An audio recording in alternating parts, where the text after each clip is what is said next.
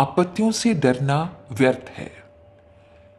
मनुष्य जीवन में दुख और कठिनाइयों का बड़ा महत्वपूर्ण स्थान है। कठिनाइयों के आघातों में ही प्रगति का विधान छिपा हुआ है। यदि सदा केवल सरलता और अनुकूलता ही रहे तो चैतन्यता घटती जाएगी और मनुष्य शनैः शनैः आलसी और अकर्मण्य बनने लगेगा। उसके मन क्षेत्र में एक प्रकार का अवसाद उत्पन्न हो जाएगा, जिसके कारण उन्नति, अन्वेषण, आविष्कार और महत्वाकांक्षाओं का मार्ग अवरुद्ध हुए बिना नहीं रहेगा। जब दुख की अनुभूति न हो तब सुख में कोई आनंद नहीं मिल सकता। रात न हो सदैव दिन ही रहे तो उस दिन से किसे क्या आनंद मिलेगा। यदि नमक मिर्च कड़वा कसैला स्वाद न हो और केवल मीठा ही मीठा सदा खाने को मिले तो वो मधुरता एक भार बन जाएगी। इसी प्रकार सुख में आनंद का आस्वादन होना तभी संभव है जब दुख का पुट साथ साथ में हो। दुख को हम बुरा कहते हैं, पर वस्तुतः वही प्रगति का वास्तविक केंद्र है।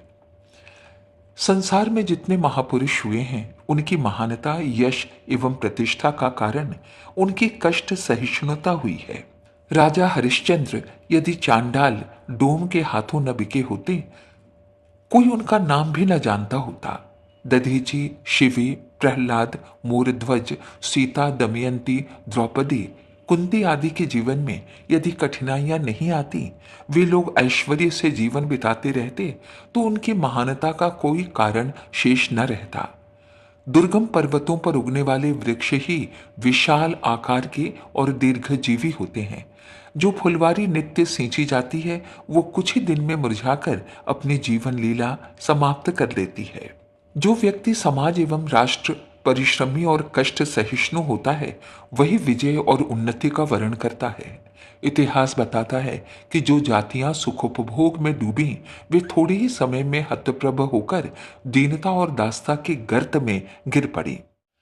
हमारे पूर्वज कष्ट सहिष्णुता के महान लाभों से भली प्रकार परिचित थे, इसलिए उन्होंने उसके अभ्यास को जीवन व्यवस्था में प्रमुख स्थान दिया था।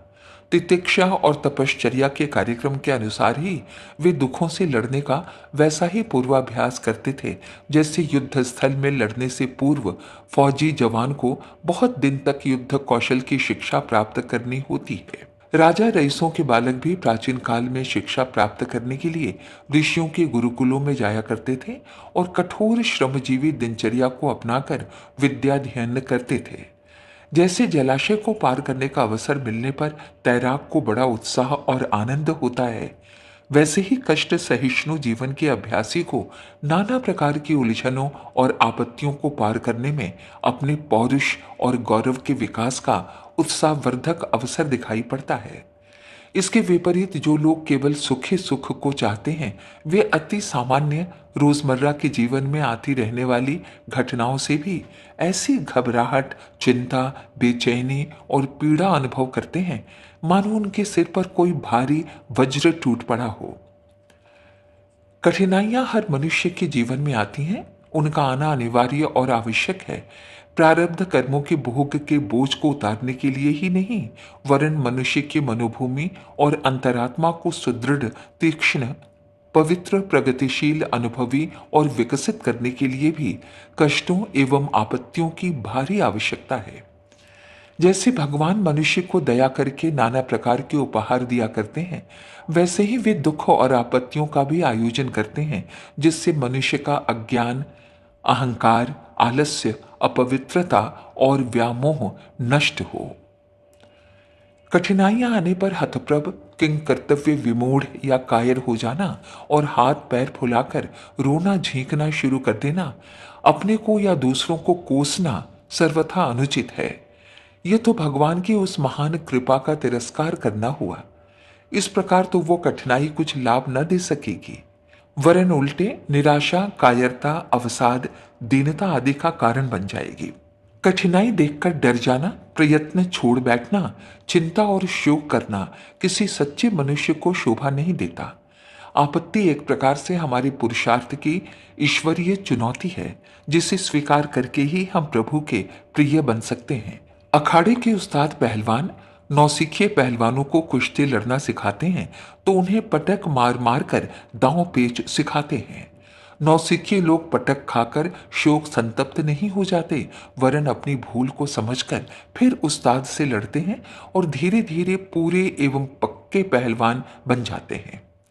ईश्वर ऐसा ही उस्ताद है जो आपत्तियों की पटक मार मार कर हमारी अनेक अपूर्णताएं दूर करके पूर्णता तक पहुंचाने की महान कृपा करता है। कठिनाइयों से डरने या घबराने की कोई बात नहीं। वो तो इस सृष्टि का एक उपयोगी, आवश्यक एवं सार्वभौम विधान है। उनसे न तो दुखी होने की जरूरत है, न घबराने की, और न ही किसी पर दोषारोपण करने की।